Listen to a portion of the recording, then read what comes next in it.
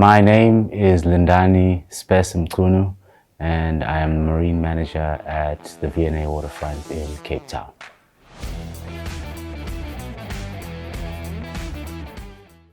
What is energy? Whew.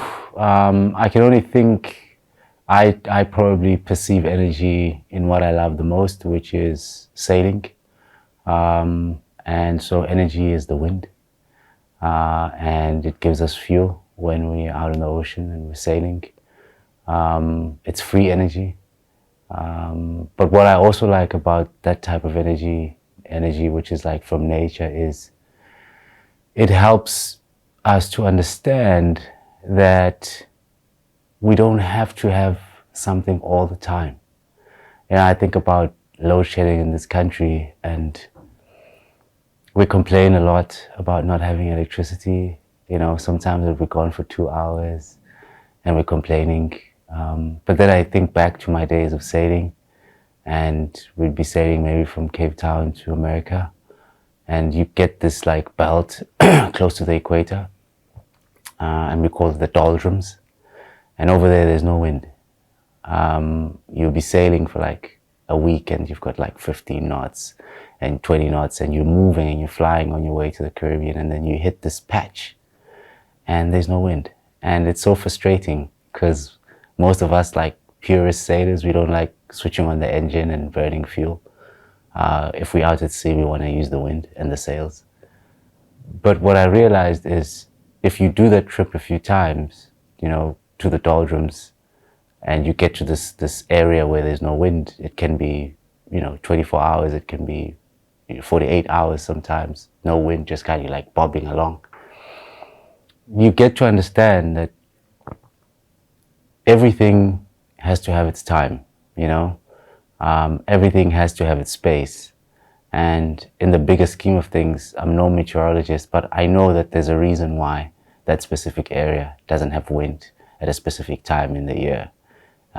It's probably because another space somewhere on the globe has wind at that time. So it's like an interchange, an exchange. So, and I think if I speak about energy, I wish that we could find our way into that kind of renewable energy, new energy, that doesn't have to be there all the time. I think, especially with the question of fossil fuels and what's happening, we're being asked by nature, are we willing to change the way we live? Are we willing to change the way we consume things? Do we have to have energy constantly all the time? Does it have to be electricity? Can it not be a candle sometimes? Can it not be solar panels, using lights through solar? Or sometimes can we not be just kind of like in the dark, for a few minutes and pause a bit? So I think more than anything else, this whole energy question is talking to us and our consumerism and how we want things all the time. So that's energy to me. It's a resource that is finite, and is abundant, but it's finite because it doesn't have to be there all the time.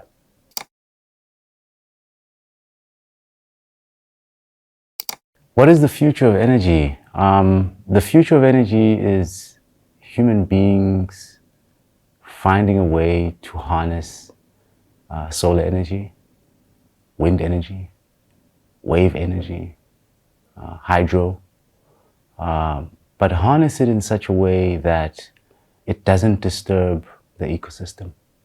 So we learn, it's almost like we have to find a way to go back, It's so funny because we always think that we are advancing as a human species.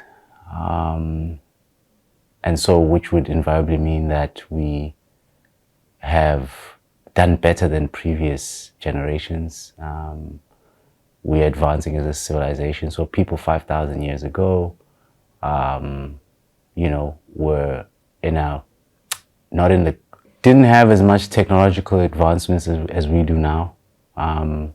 Yet if you look at some of the stuff that we found in ancient history, there's a lot of things that we can't explain with all our technology. The pyramids and so forth. There's a lot of things we still can't explain. So it would beg the question that our previous civilizations, maybe previous civilizations were more advanced than we were. Maybe they had found a way to harness the power of nature, but be in kind of synergy with it, you know, without affecting the balance. And I think that's what we haven't been able to do. So the future of energy should be us knowing, like we do when seasons change. You know, when it's winter, you wear a jersey. If it's raining in Cape Town, you put on an umbrella. In summer, you wear shirts and shorts and stuff. And I think the future of energy has a lot to do with human behavior more than technological advancement. Because it doesn't matter how much technology we can create. If human behavior doesn't catch up to the fact that this planet and everything that's in it requires us to be in sync with it. And until we can do that, we're always going to have these problems. It's just what it is. And it seems like it's not even a negotiation. It seems like it's either we adapt or we are going to follow a lot of other species that have gone extinct. That's what I think. And I think we don't take that seriously enough.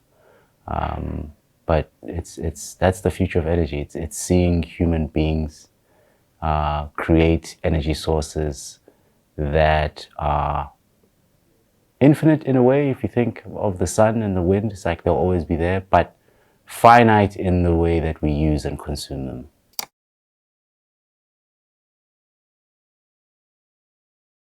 Wouldn't it be cool if we could harness the power of wind in such a way that we can distribute energy to the most remote parts of the planet? We can be able to funnel wind energy to places that have no wind. Wouldn't it be cool that we can be able to harness energy, solar energy, to places that don't get much sun? Wouldn't it be cool that we can create technological advances in energy where we can be able to transport water, for instance, to places that don't get much water? Wouldn't it be cool if we understood how this planet actually works at a macro and a micro scale and devise ways to be in sync with it on every beat, to the extent that we would know if an earthquake is coming without using a Richter scale, because we're so in sync with this planet. We know its movements underground, above. We know why we have a magnetic field. We know seasons, not just seasons, summer, winter, spring, but at a kind of a celestial plane. You know, what is this planet doing? I don't think we've delved into that enough. Like, what is happening here? And how do we, like indigenous people, find synergy with what's happening here instead of just kind of like saying everything is going to go our way, you know, and we're just going to build more and more tools that make everything go our way. And we want to do things when we want to do them. We want no restrictions to what we do. If there are restrictions, we have to come up with solutions. It would be cool to see the human race totally in sync with its environment.